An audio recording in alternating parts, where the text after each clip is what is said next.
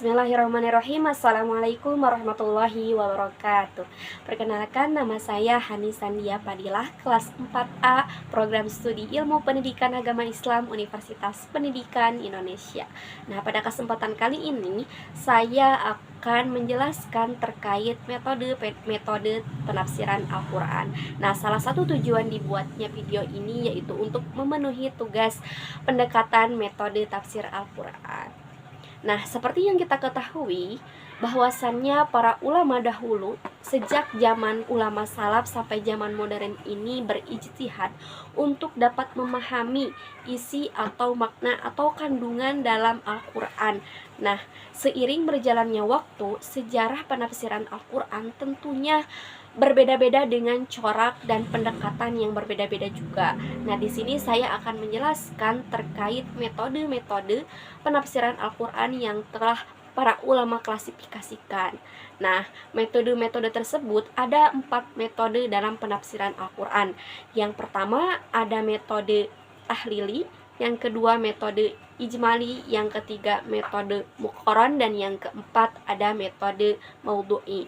Nah, dari keempat metode ini saya akan menjelaskan terkait penjelasan bagaimana cara penafsiran dari tiap metode, kekurangan, kelebihan, serta contoh kitab-kitab yang menggunakan metode keempat ini. Nah, untuk yang pertama yaitu metode tafsir tahlili. Nah, metode tafsir tahlili ini merupakan metode tafsir yang bermaksud atau bertujuan untuk menjelaskan ayat-ayat Al-Quran secara dari seluruh aspek gitu ya. Nah, caranya itu penafsir mengikuti ayat-ayat yang telah tersusun dalam mushaf. Selanjutnya penafsir mengartikan kosakata dalam ayat-ayat tersebut, lalu mengkorelasikan antara satu ayat dengan ayat yang lainnya.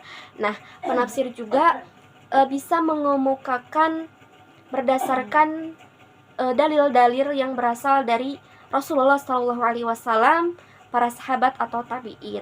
Nah, salah satu contoh kitab yang menggunakan tafsir tahlili ini adalah tafsir Al-Munir karya Syekh Nawawi Al-Bantani.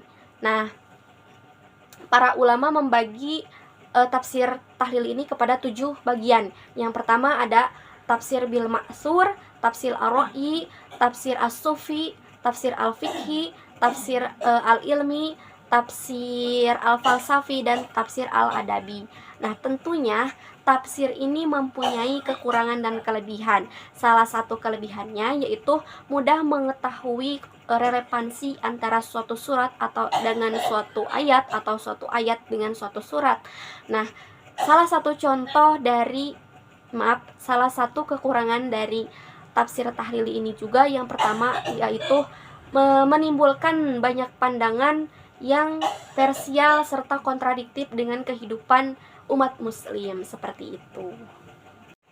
Nah, untuk selanjutnya yang kedua ada metode tafsir Al-Quran ijmali. Nah, metode ijmali ini merupakan salah satu metode penafsiran ayat-ayat Al-Quran yang dilakukan atau mengemukakan penafsirannya itu secara global.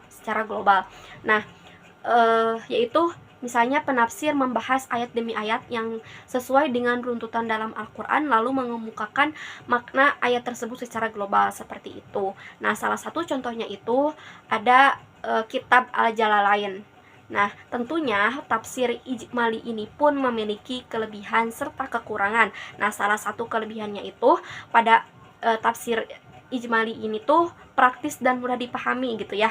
Nah, untuk kekurangannya itu, salah satu kekurangannya itu menjadikan petunjuk Al-Quran yang bersifat parsial seperti itu. Nah, untuk selanjutnya yaitu metode tafsir yang ketiga ada metode tafsir muqaran. Nah, metode tafsir muqaran ini tuh merupakan salah satu penafsiran Al-Quran dengan cara membandingkan baik itu ayat dengan ayat, ayat dengan hadis, ataupun dengan para mufassir lainnya sesuai dengan objek penafsiran yang dikaji seperti itu.